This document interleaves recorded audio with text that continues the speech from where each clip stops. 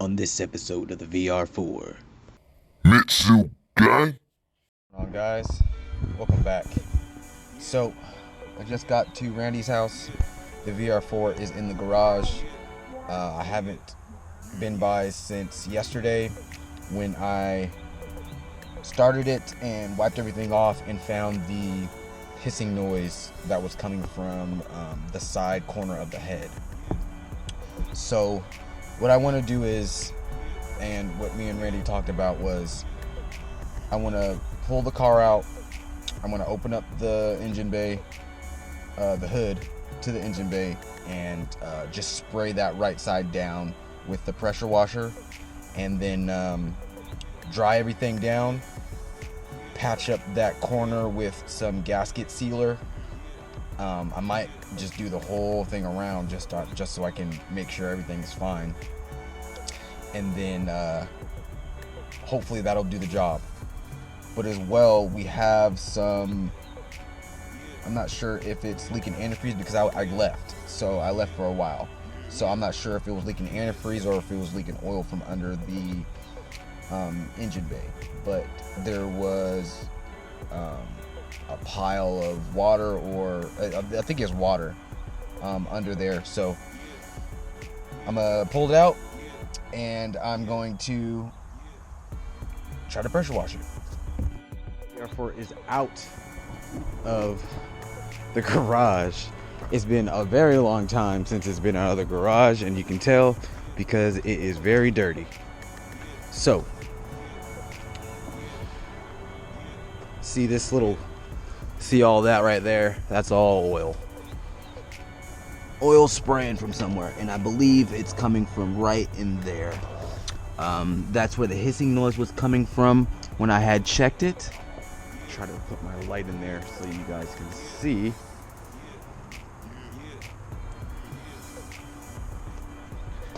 Okay, so you see that, all that right there.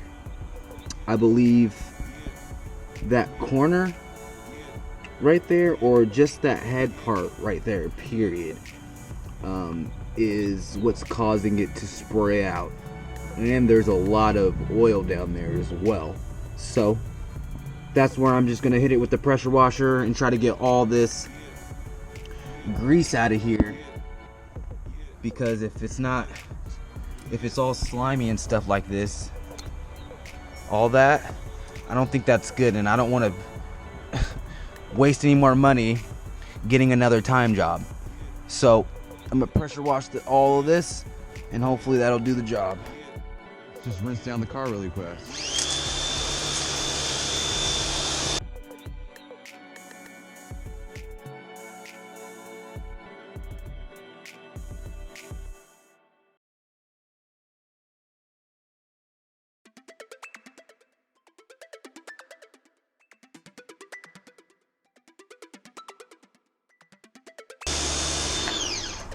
I should probably watch out because roll up that window.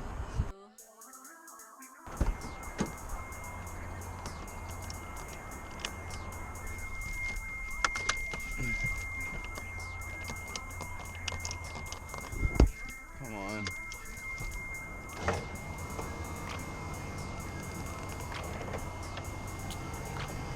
There we go. All right, no worries.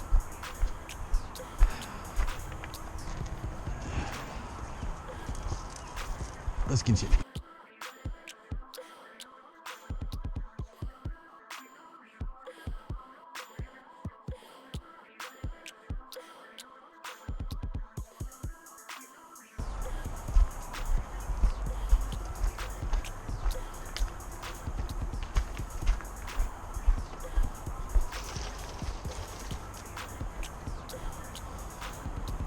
Okay, so let me move some of this shit out of the way.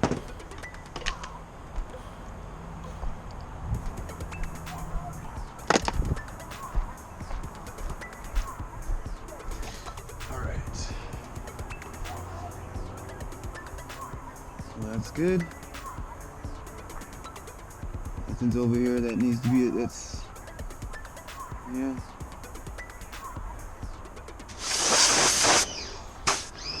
Oh, he's fucking degreaser. I gotta go find the degreaser. Degreaser.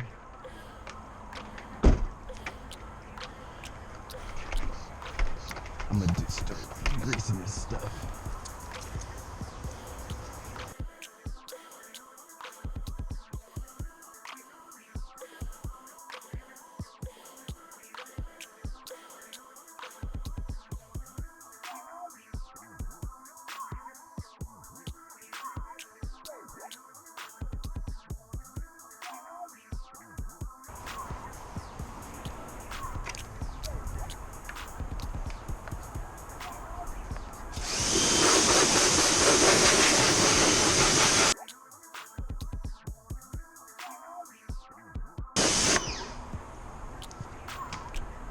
Okay, I think that is enough water in here. I think I got in there pretty good. Gotta go get a towel. Towel right here. All these flies everywhere. Start wiping her down. I gotta spray down here too with the degreaser.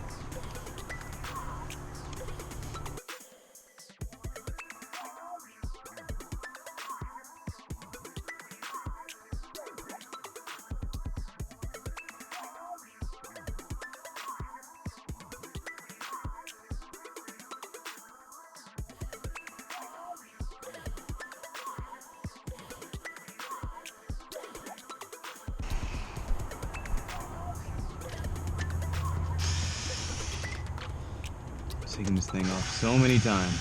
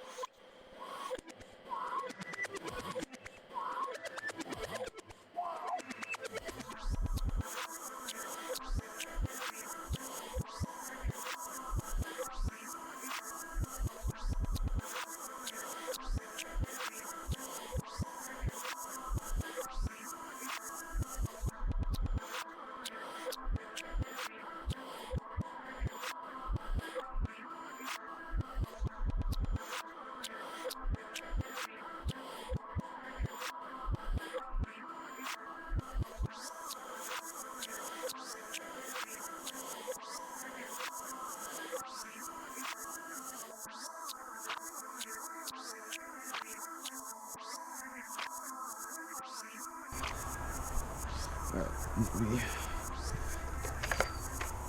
spray this part off real quick.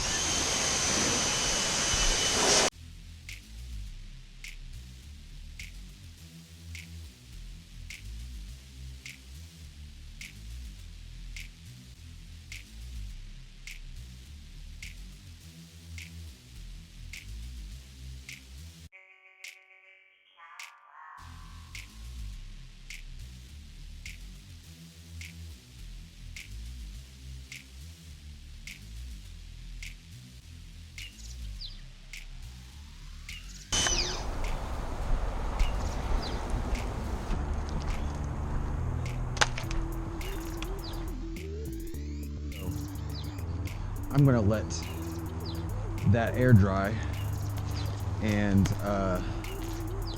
sit for a little bit, and I'm going to rearrange and take some of my VR-4 parts that I'm not using anymore and clean up the garage and get ready for our new project. So I'll do that. Next time you probably see the garage, it'll probably be way cleaner than it is now.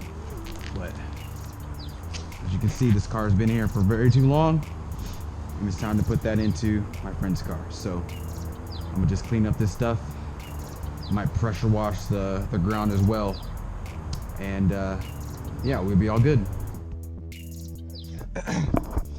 So I put some silicone all the way around from the head and the block where it was bubbling at.